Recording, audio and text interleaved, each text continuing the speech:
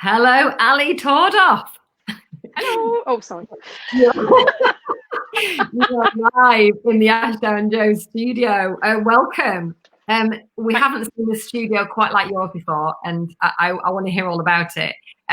For those of you who are watching, we may be experiencing some technical issues as we've had all week. In fact, I think I've pretty much broken Facebook single-handedly this week, obviously going on it too much. So if that happens to you while you're watching live, don't fret about it. Just watch back the recording because we think that the recording will be, of a better quality. But and then you can see it twice. You can see Ali Tordoff twice, which is a treat in anybody's book. But not seeing double. Seeing her again and again on repeat on a little loop. Ali, it's lovely to see your smiling face. Clearly, you are not suffering at all at this time. You are just carrying on, doing your own sweet thing and looking very chilled about it. Thank you. Well, I'm trying. Keep calm, carry on, all of that lot. Yeah. Tell us a bit about you. What is it that you actually do? So I'm an interior architect, and I've been in the business for 25 years. I've been based up in the lake, or back in the lakes, for about 20-ish years, and I design environments for people to inhabit. And there's a very deep-rooted psychological effect of where we live and the environment around us. So it's quite an interesting topic, this one, because of the environment around you can have a huge effect on how you're feeling.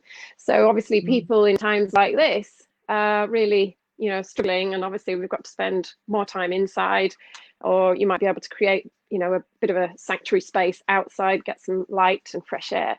But it's the two are linked.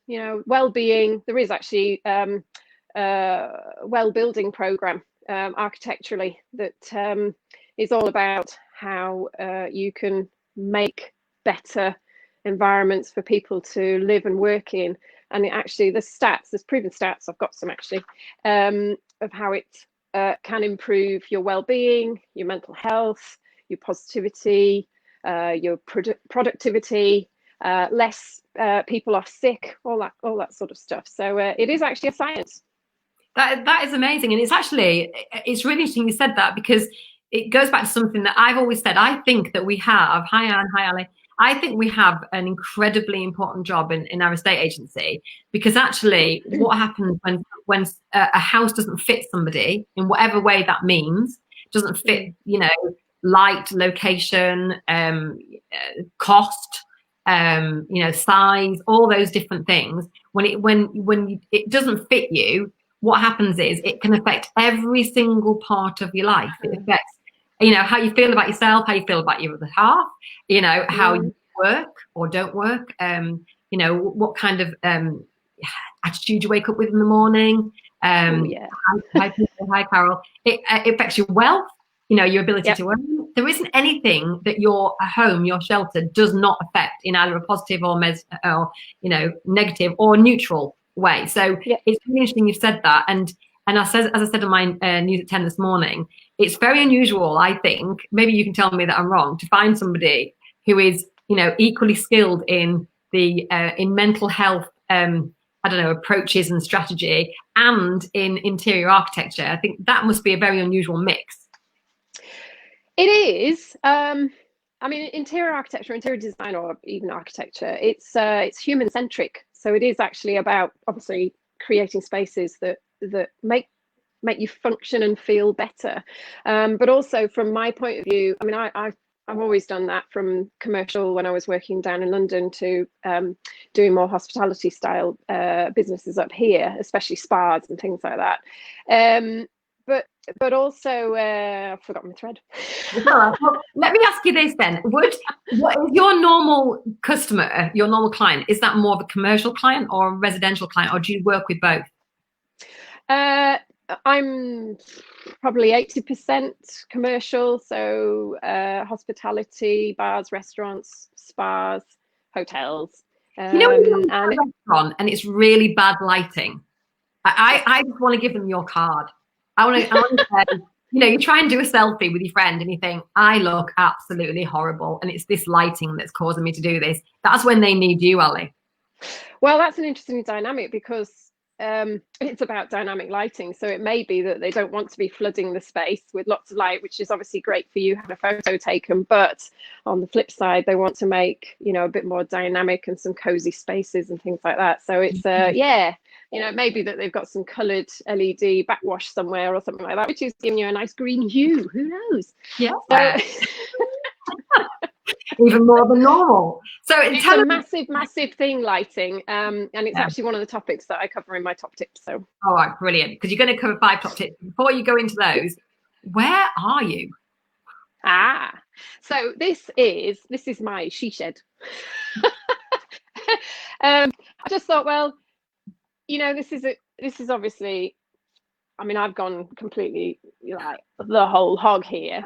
But this, because what I'm going to talk about in my top tips is about mental health and finding, you know, finding your space, your go-to space. And this is my go-to space. And I could do whatever I wanted because it's my space. So I've obviously gone to town, and there you go. I'll stand out of the way a bit. I've played around with lighting. I've played around with these biophilic, it's got a title now, biophilic design. So you're bringing the nature inside, and obviously pops of color, natural materials, some more planty things going over there, and the lighting layers as well. So we'll come on to that. But I just thought this is my go-to place. I'm not expecting anybody to start building a shed and making, you know, go-to spaces, but it's just an illustration really of how you need somewhere in times like these to be able to go and have a bit of time out and just calm, just, you know, use it as your go-to space and go and calm that anxiety. I've heard, and we just said this off air, of some of you people, and I think you have as well, that are just not coping very well at the moment. Yeah. Particularly if they have not got a job at the moment, because in fact, it's funny, Lizzie just said to me, you know, have you got time for FaceTime today? I'm still working full time. But I know not everybody can do that. I completely get that. And the people who are feeling a little bit useless, who are about to kill their husband, dog, child, granny, whoever, you know, who are fearful of going outside for getting reprimanded, you know, those people, what can we say to those people? And maybe if you go through your 5 tips, I'm sure that, you know, you'll be able to find some comfort in them. But those people are really struggling right now, aren't they? Yeah. So I'm actually qualified mental health first aider, because I went through a few years ago, I went through a really bad phase of anxiety, and it was almost crippling to the stage where I felt like I couldn't function. So I do understand, you know, thankfully I've come through it and I've learned a lot. And one of the first things I actually did was, because I needed to figure out what on earth was going on. I had no idea what was going on. And I just thought, right, I need to educate myself, and I need to understand. So that one of the first things I did was go and do a mental health first aid course. Now, it's only a first aid course, but it's there to, you know, they promote it in the workplace because people should be keeping an eye on their staff and looking after them, and understanding and spotting the signs of when, you know, potentially people might be struggling. And it is a bigger and bigger issue nowadays, and especially I think with technology. I mean, obviously, you know, we're all stuck inside. My viewing has gone up 49% this week because there's just, you know, we're sick. Well, you know, we're at home, aren't we? But having said that, I'm looking at stuff which is, you know, helpful, calming. I only dip into the news a couple of times a day just to really get the headlines. I only go to facts. I do not start looking at, you know, all these streams that come through with, you know, sort of inflated statements and things like that. So again, you know, it's about protecting how much information goes into you and the sort of information. So it's it's in your head space, as in your mind and the information you're taking in. And I always said this yesterday, actually, and not having, it's kind of like, you know, a clean eating plan for your mind. But also what you're saying is that what is actually in your immediate environment is also feeding your mental health. We had a Zoom this morning, our last Zoom, which is very sad, for a little while with our team, and seeing where our team are all, you know, in their own home, in their own version of a home office was very different. So James, bless him, because he lives with his parents, his mum, he was sitting on his bed. And I thought, well, that how can you work sitting on your bed? Just having a dream. How can you work? That's my dog, by the way, for those people who think I'm just shouting at a child.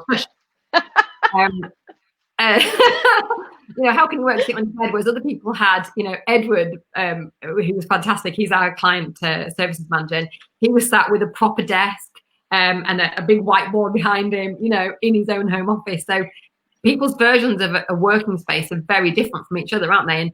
And what I'm interested in hearing from you is how do you accommodate your own personality rather than one size fits all, in your space? Yes, it's an interesting one. So a lot of people obviously don't want to have stuff omnipresent.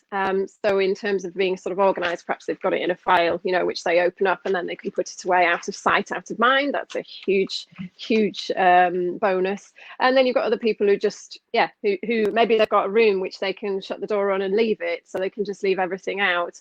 It really is, it's down to not overwhelming yourself. And that's a massive thing with anxiety, is that it's too much information going on around you, which is also about how you deal with your environment. It's visually information going into you, and sounds and smells.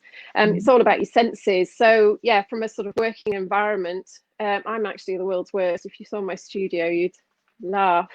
And I think that's just the creative. Well, that's why you need that space behind you, right? Because you've created. That's why I need, yeah. But anybody who knows me and knows my house, I have a few areas where I gather clutter, but that's okay because it's just in that one place. I've actually got the other half of this shed here, which is like my home studio space, and I'm gradually moving all my clutter out into that home studio space. And eventually, who knows, I've got time now, I might get around to organizing it. But the thing is with me, I'm a hoarder. I can't help it. I just look at something and go, oh, I could make something with that. But I never actually have the time. Well, now I've got time. So it's great. I'm going to be doing a few videos of just some sort of eco upcycling something or other anyway, that's kind of mindful, and you can concentrate on it, and maybe the kids can get involved, and it's I'll talk about that in a bit.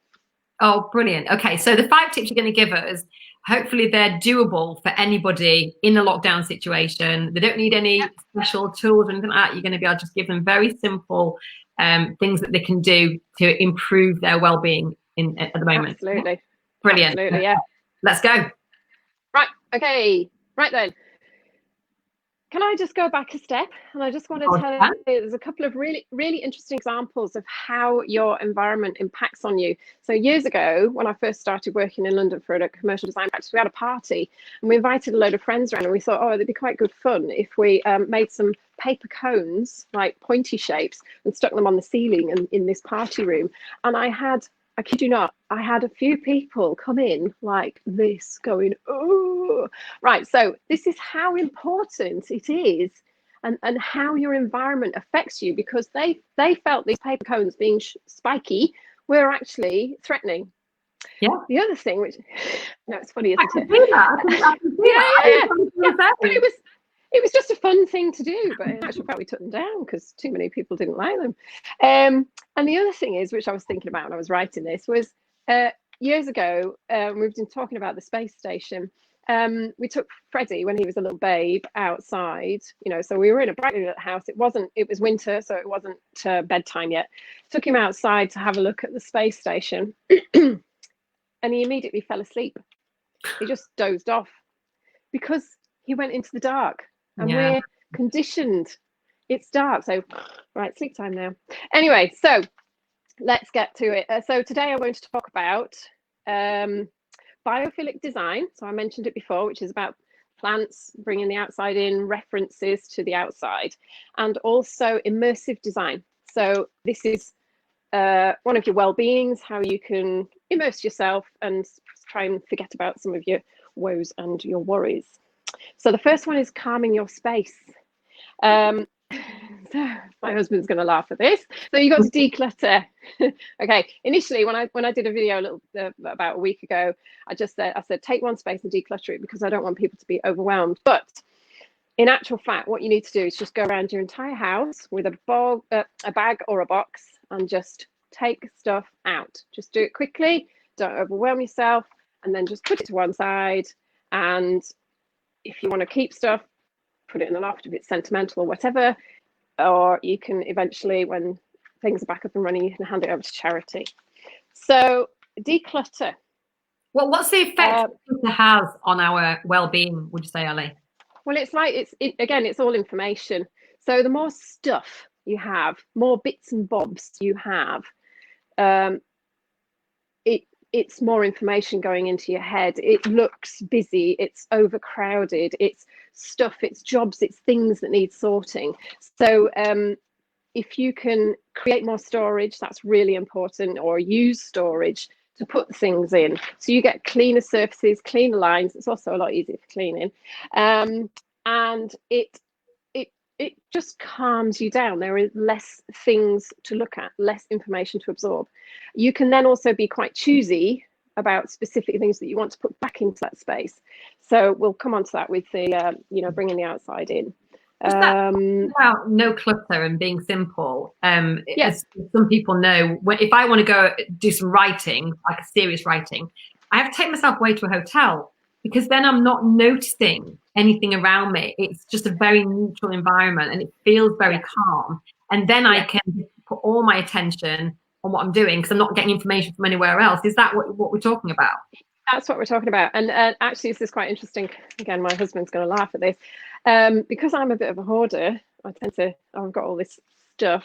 It actually really impacts on him. So every now and then we have a party and we have a good old clear out and a tidy up. It's one of the best things we do, because everybody comes and goes, "Oh, your house is so tidy." And so we have to have a party to have a clear out.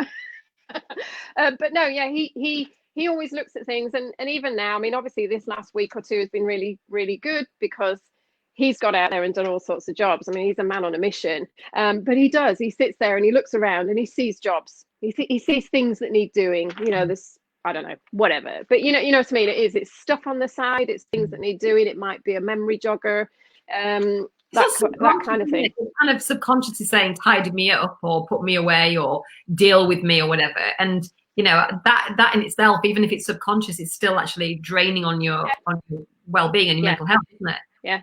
Yeah. Mark Zuckerberg, he only wears a grey t-shirt every day, so that he doesn't have to worry about choosing what he's going to wear. He just wears the same grey, obviously not the same, right? But he's got a wardrobe full of the same grey t-shirt. You have to wear that t-shirt every day for a month. Is that not true, Ali? Come on. What's that? Say that again. I'm pretty sure I've seen you in that same t-shirt every day for a month. Is that your this reason? One? Yeah. Then I don't have to worry about what am I going to wear.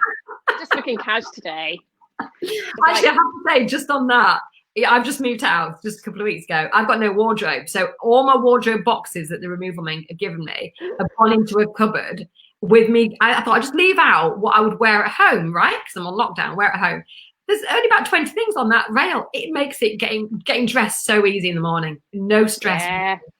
Yeah. Well, there you go. There's another thing. So there's a lot of clutter in there, and well, do as I say, not what I do. I really struggle to let things go. It's terrible, but I've got favorite tops, and I'll come on to that. I've got favorite pieces of.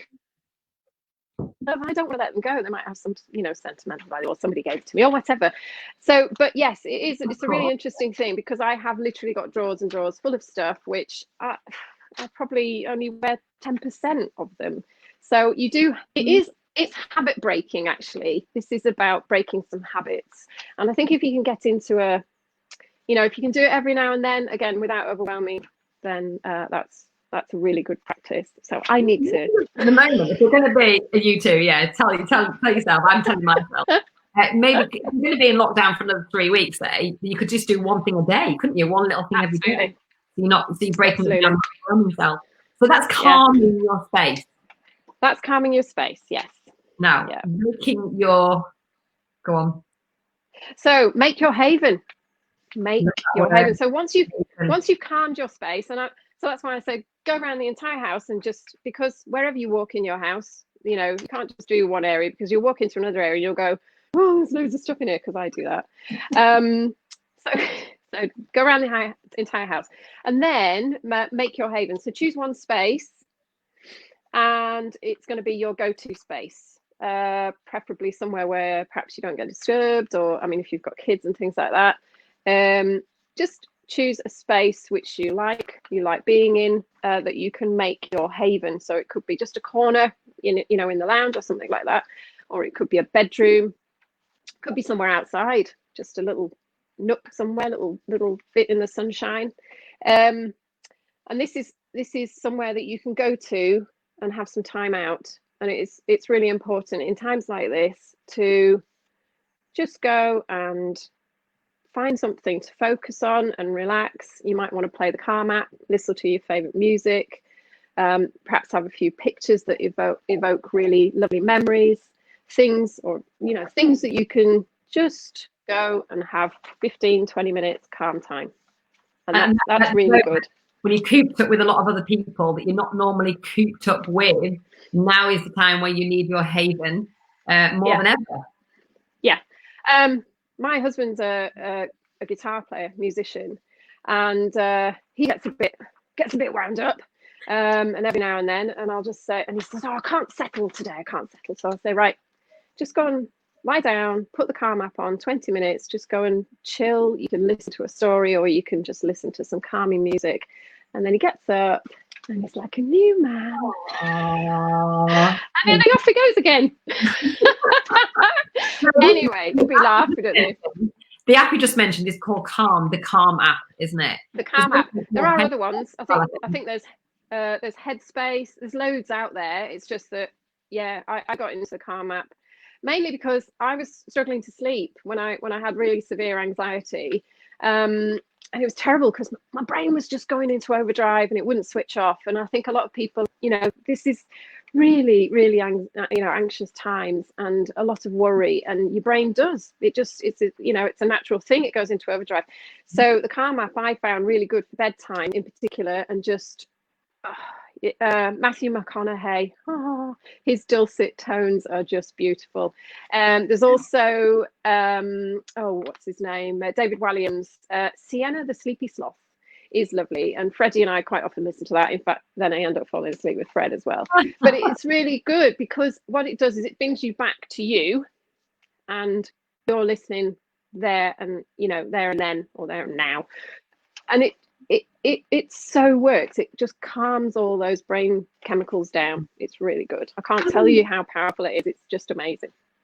There's something we talked about in a previous episode, I can't remember which one it was about the fact that we can't expect to put all this crap into our brains and expect our brains to constantly filter it all out and only keep the good stuff.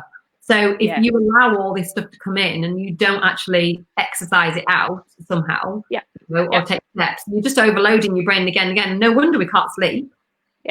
Yeah. I don't go and if you go and sit and troll on online or whatever, if you allow all this information to come into your brain, you will get overloaded. It's a bit doom and gloom. So don't do doom and gloom.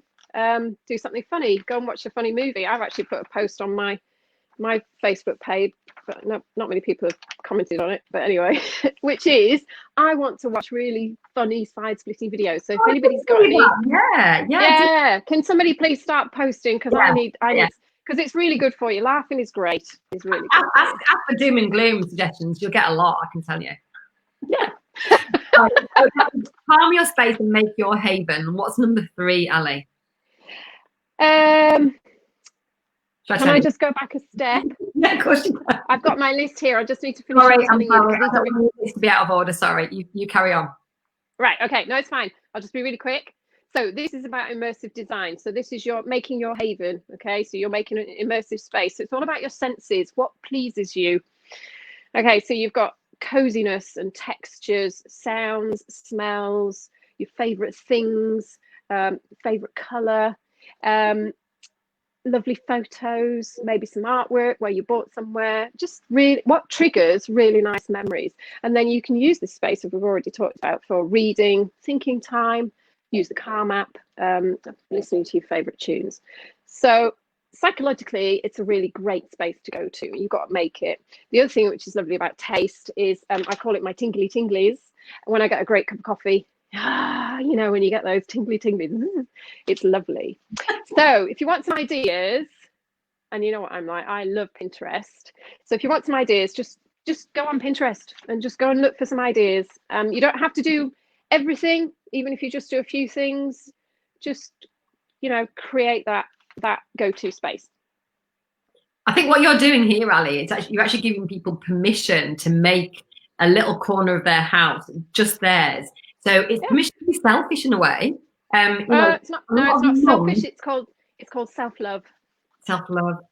And a lot of mums have a bit of a problem with this because a lot of mums are going through the guilt, you know, through the homeschooling, or guilt as they're not doing enough work, or they're not making enough meals, whatever it is, all that guilt crap.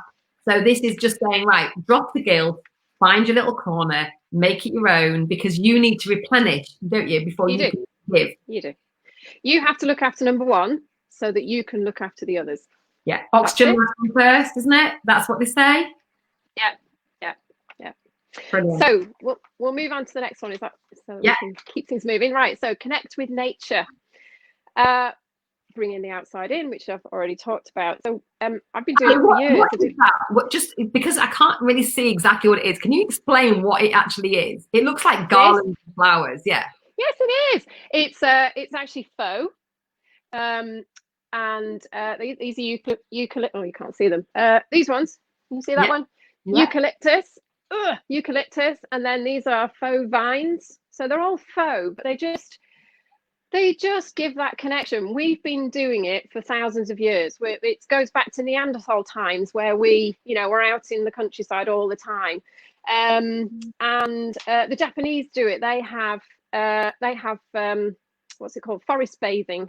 So they literally just go out and walk amongst the trees. They even have little raised platforms in certain places so that you can do what's called forest bathing, and it's connecting with nature. And it just calms. It's an innate thing that we have in us from thousands of years ago. And there's something about nature that just calms us down. So that's why I've done this space. And it's great. It works. It's lovely. It gives you stuff to look at as well. And there's me talking about clutter, but this is a different kind of clutter. This is bringing the outside in. It's very pretty as well. I think it's lovely. Looks like you're getting married or something. Like you've got this big garland over your head. Well, the twinkly lights just add that sort of dreaminess to it, and obviously you can play around with the lighting, which again we'll come on to. But it gives you something to just drift away on. You know, you can lie and listen to your music and just look at, little twinkly lights. So it's great.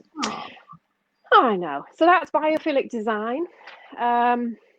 So in your house, I mean, obviously this, like I say, I'm not expecting anybody to do anything like this, except that you've probably got some Christmas lights lying around, so you can dig those out and create something which is nice and twinkly. So it's about your different dynamic lightings, which we'll come on to.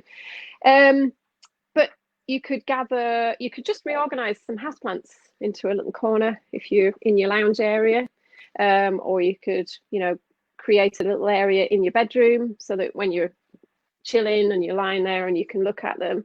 So again, it's just bringing that connection from the outside in.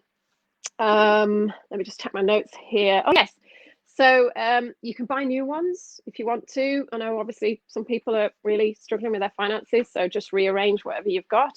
There is, do you know Abby and Tom at Grange, with a Slack nursery, Halecat I think it is.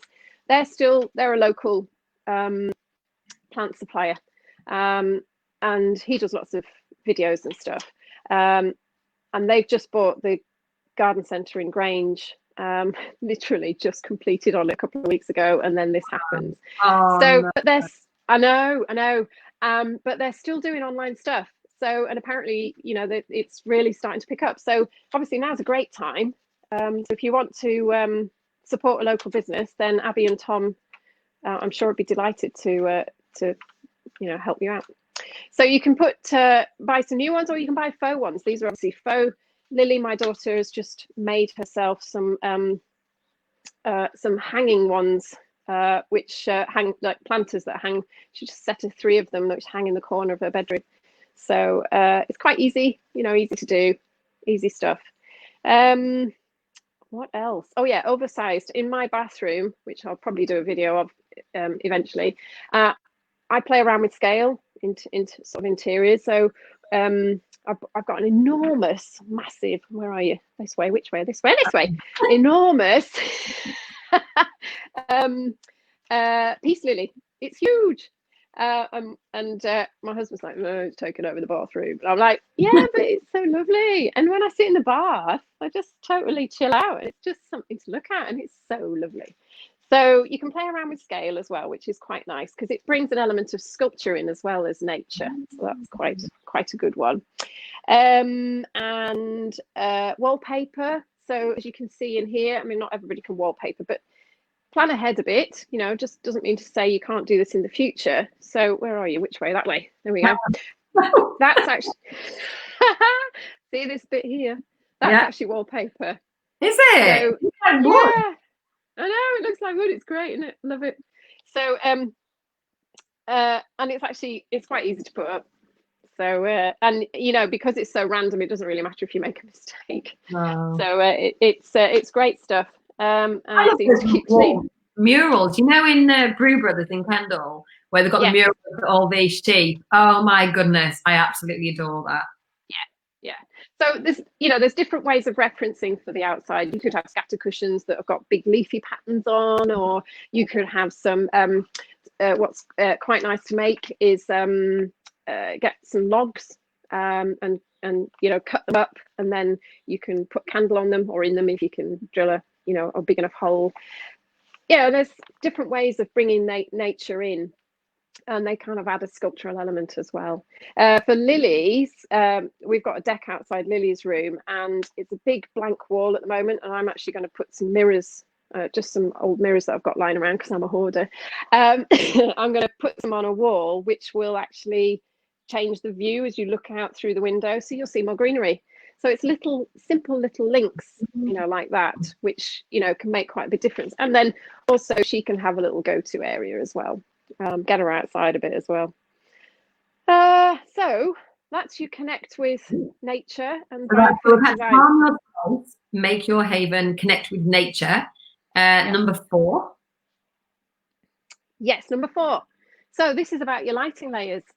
When I give lectures, it's one of the things that I really rave on about. You can take a white box, a white room, and you can totally transform it with your lighting. So by using different dynamic techniques.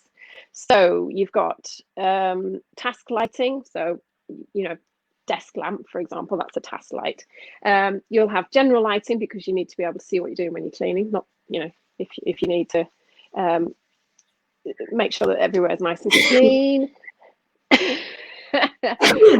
Feature lights. So you could have like little uplighters or little pin down lighters, or you can have a scoopy spot that shines onto a picture. So this, just because it's not about lighting the entire space, you need to get more dynamic with it. So you make features of things. So again, this is about how you can, it's called the jewel theory. You make something glow in your interior and the other areas don't matter so much. So that's quite an interesting one. LED lighting, of course. I mean, obviously that's energy saving, but you've also got all the color changing.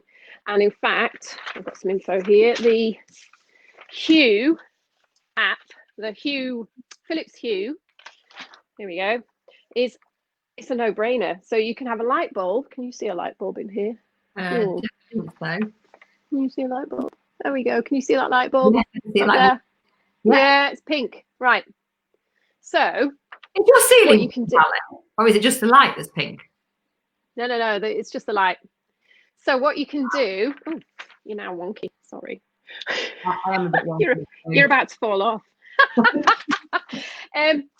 Philips Hue is absolutely brilliant. So it's an app that you can put on your phone, and then it's already got things like different scene setting in it. So you can have relax, read, concentrate, energize, bright, dimmed, nighttime, all of those. So you bulb itself. Say that again. Inside the light bulb itself, it's got all that functionality. Well, it's with you have to have what's called a bridge, but you can actually buy, there is cheaper versions on the market which aren't Philips Hue, and yeah, you can you just put them into a light fitting and you just have a little remote control and you can change all the color settings on it. And it's like you can mix the colors as well, so it's not just green, blue. You can go through a massive color spectrum and just sort of phase it. You can also have them timed so that they gradually change color, which again is lovely. So this one's Philips Hue, but you can also link it to LED strip lights as well. So you could have some, some some edge lighting, or some pelmet lighting, or some low level lighting. So it's really, it's an interesting way to create, and that's what I've done here, playing around with the lighting. Obviously at night time in here, it's lovely. So lighting, what else? Candles. Candles. Yeah. Who doesn't love candles? Obviously, be safe with them, but they're great, and they're great for just drifting away. Sit in the bath, go and light a candle, watch it flicker. It's really, really good, really calming. The other thing that's great for baths is that you can buy. They're not very expensive. You can get them on Amazon or somewhere. Just make sure you get a decent quality one. You can buy a globe that floats in your bath, and it changes colour. So again, it just gives you something to. I know it all sounds a bit weird, doesn't it? But it's not. It works. Where do you find all this stuff? Honestly, I can imagine it's all about interest searches. This is where it's just immersive, and it just connects and calms. It's just lovely. You just got to give it a go. You'll be amazed at how powerful it is. So yeah, so that's really good. Should we move on to the next one? Yes, please. Okay. Be eco and save money. Yes. We all need. Especially right now. Right, especially right now. Okay. So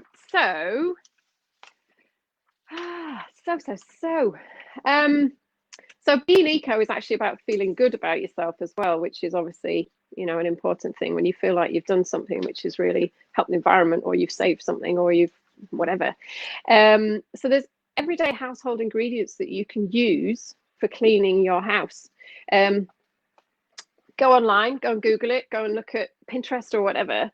But the other thing I would suggest is, if you want to, which covers a lot of other things, is this book. Can you see that? Oh, can you see that? Live Green. Wow. By Jen Chillingsworth. Right. And it says 52 steps for a more sustainable life. Now, I'm not a hippie and I'm not a tree hugger, but this is gold. This is great. So it says a guide to living life more thoughtfully, less buying, more doing, less wanting, and more enjoying. Kind of sums it up, really, doesn't it? So that's really good. Now, isn't it? That is exactly, the book of the moment is that book. Yeah, it is, and it's about stuff that you've got already, basically. So that's really good. So that's that one. Oh yes, here's an interesting one. My husband said this: clean your windows. Get that connection outside. If you've got mucky windows, you'll be looking at the muck on the windows and not the outside. And it's that job to do. Ooh, another job to do. Just do it. You've got time. Rattles. If you've got a few rattles around the house with wind blowing, we haven't got wind at the moment, but I've noticed that. So, psychologically, rattles are annoying. They might be waking you up at night time and it's disturbing your sleep. So get some draft stopper, and just, even if it's an internal door, put some draft stopper in and just stop it from rattling. Clean your drains. Here's an interesting one. I found this one on Pinterest. Look at this. This is, where are you? There you are. Packaging. You know that packaging, plastic packaging. Yeah, from deliveries. If you just put some little nicks in it. Oh, where are you? There. Right. Cut some little nicks in it at an angle. Right. You see those? Yeah. You can stuff that down your sink drain.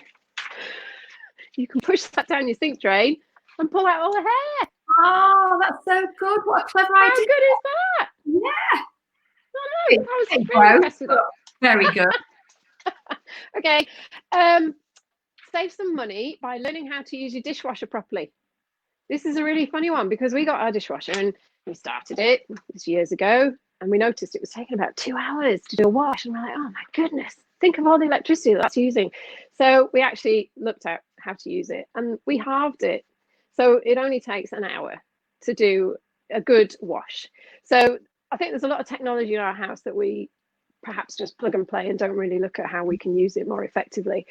Same thing with our boiler. When our boiler was set up, the plumber set it up to go on twice a day, once in the morning, once in the afternoon, once in the evening, sorry.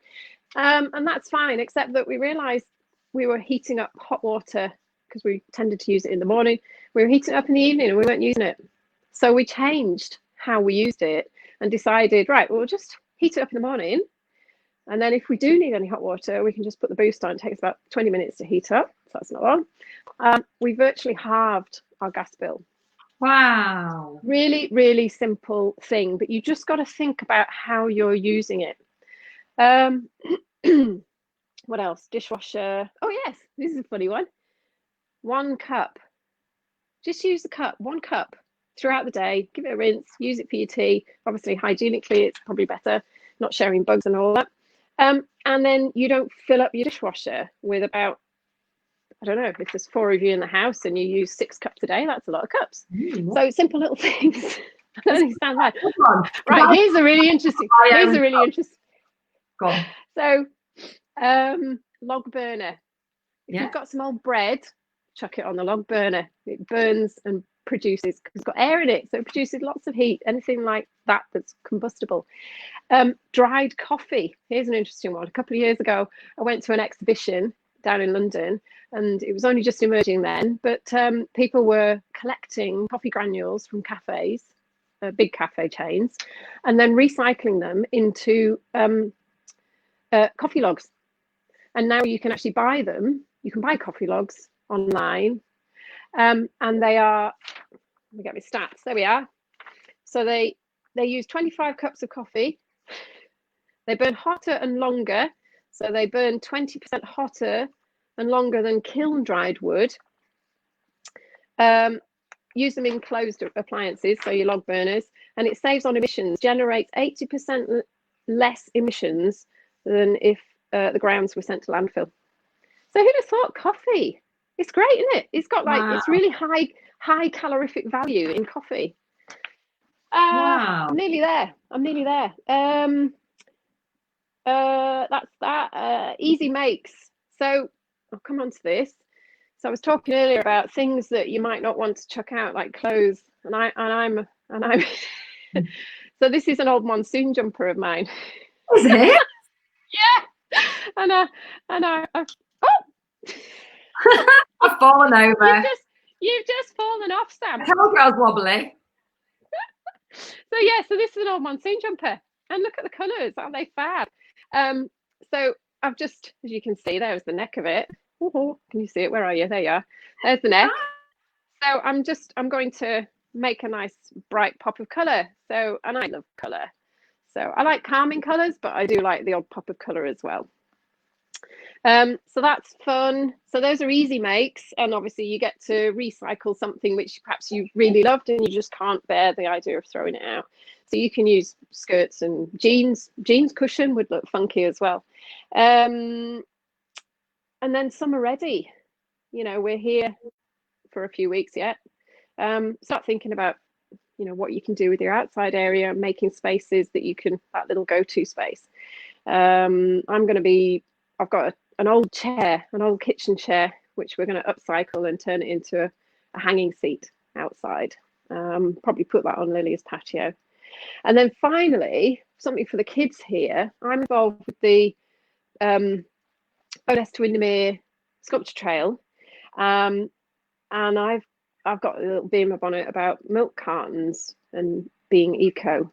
And I've come up with this idea about using milk cartons to create a sculpture. It's an ideal material. It's free. It doesn't degrade yet.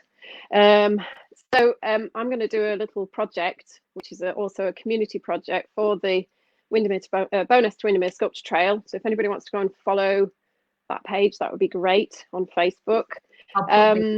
In the that'd be great. And we can get the kids involved. So it's upcycling milk cartons, and I call it my MCT, which is milk carton therapy. Anyway, it's great because it makes you feel good, and that's what it's about. And you can create beautiful things out of, well, whatever. So that's it, basically. Have I talked enough? I think you've talked, A lot. Yeah, that's fantastic. So we said, just to go over the 5 tips again: calm your space, make your haven, connect with nature, create clever lighting layers, and be eco and save money. They are fantastic top happy tips for creating space. They're amazing. And you'd like to make an offer, aren't you? Wouldn't you? And before you do, I'll just tell everybody that was it Saturday morning? I had a little bit of a moment where I thought I really want to put some pictures on my walls. Yeah. I've got really high ceilings. I had a hammer and a nail, and and enough information to be dangerous. And I thought, who can I ask about the wall? I'm going to ask Ali. And Ali did a FaceTime with me. I got the tape measure out. I'm very happy with how it looks. She did tell me I needed to move it 5 more mil or something, and I said no. 50. Not like very important 50 mil. So what Ali would like to offer is the same for you. So just explain how that would work, Ali. And this is free, right? Yep, it's free. So if you have oh dear, what did I call it? I called it a design. If you had an interior stumbling block, I think you called it. There we go. An interior stumbling block. And you're just not sure what to do about something, then you can FaceTime me, and I will give you some guidance on FaceTime, just like I did with you, Sam. It may be just some ideas, it might be some inspiration, maybe just a bit of thinking outside the box. And yeah, so if there's a specific thing that you are struggling with and you need some ideas, then I'm happy to have a look at it. Oh, well, that would be brilliant. I mean, myself, I definitely need that, because I'm sitting in a very empty room now. You're making me feel that I need garlands and lighting. Oh, God. It's just too much for me. I'm the same person. But what you could also do, and I haven't mentioned this to you before, but you could offer a swap as well. So if you wanted to if you needed Ali on the FaceTime for half an hour to ask her about a specific, area of your house, and you had something to swap, maybe Ali could take you up on that swap.